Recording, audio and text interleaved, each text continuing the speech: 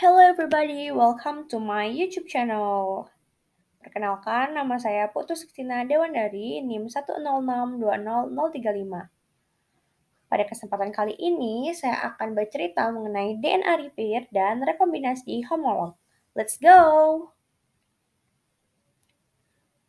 Pertama-tama, apa sih DNA repair? Sebelumnya kita harus tahu nih, bahwa 10 dari ribuan perubahan acak yang terjadi pada sel manusia itu biasanya disebabkan oleh panas, insiden metabolik, radiasi dari berbagai sumber, dan exposure substansi yang berada di lingkungan. Nah, hal-hal tersebut menyebabkan perubahan acak pada sel yang harus segera diperbaiki nih. Sel memiliki mekanisme untuk menjalankan serangkaian proses kolektif untuk memperbaiki perubahan spontan yang terjadi. Nah, proses perbaikan tersebut disebut dengan DNA repair. Lalu, kenapa sih DNA repair itu penting? DNA sebagai pembawa materi genetik haruslah memiliki sifat yang stabil.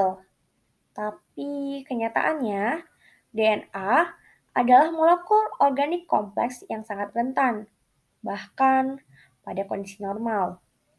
DNA mudah mengalami kerusakan, biasanya disebabkan oleh depurinasi, deaminasi, metabolit reaktif yang diproduksi sel, serta radiasi dari sinar UV. Perubahan spontan dapat menyebabkan mutasi jika dibiarkan tidak berpasangan. Jika pasangan basa yang salah dibiarkan bereplikasi, akan terjadi delesi atau substitusi pada rantai DNA anak. Dengan adanya DNA repair, hanya sebagian kecil mutasi yang akan terakumulasi menjadi mutasi permanen. Tanpa DNA repair, kerusakan DNA spontan dapat secara cepat mengubah sekuens DNA. Berikut adalah depurinasi dan deaminasi. Reaksi ini adalah reaksi kimia spontan yang paling sering terjadi dan bisa menyebabkan kerusakan serius pada sel. Depurinasi bisa mengeluarkan guanin dan adenin pada DNA, sedangkan deaminasi dapat mengubah sitosin menjadi urasil. Nah, deaminasi ternyata juga bisa terjadi pada basa nitrogen lain. Reaksi depurinasi dan deaminasi biasanya terjadi pada DNA double helix. Berikut adalah tipe paling umum dari timin dimer.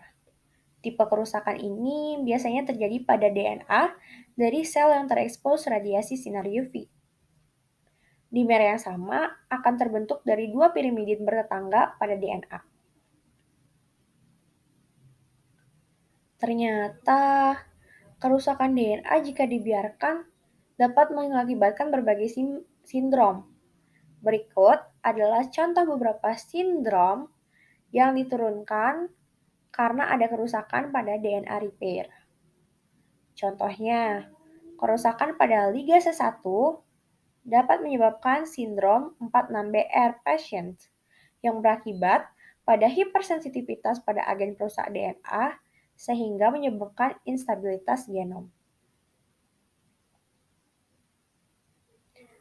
Kira-kira gimana sih cara sel untuk melakukan DNA repair?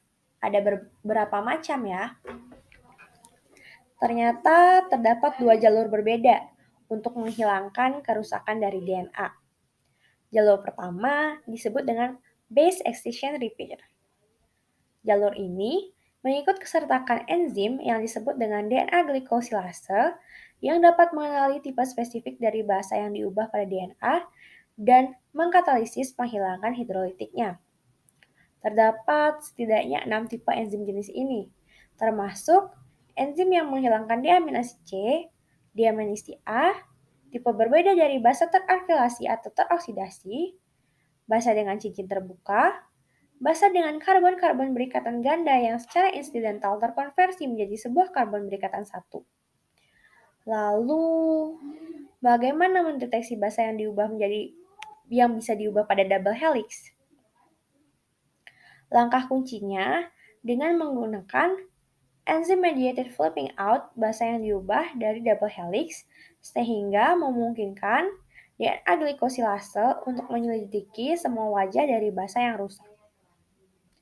Selain itu, ada jalur perbaikan kedua yang disebut dengan nucleotide excision repair.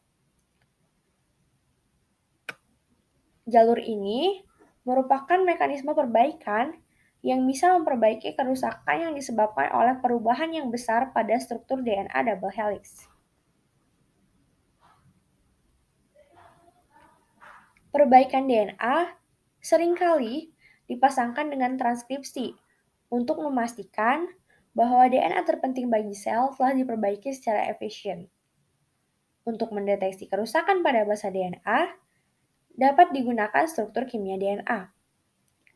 DNA juga memiliki DNA polimerase translasi spesial yang digunakan dalam keadaan darurat.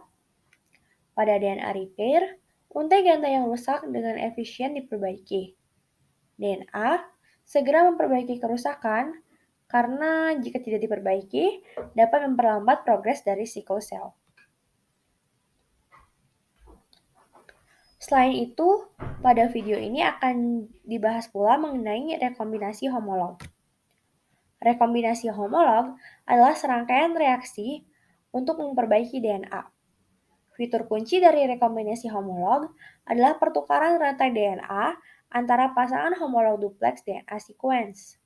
Pertukaran ini mengizinkan salah satu dari rantai DNA rusak untuk mengembalikan informasi yang hilang atau rusak dari DNA lain dari DNA duplex.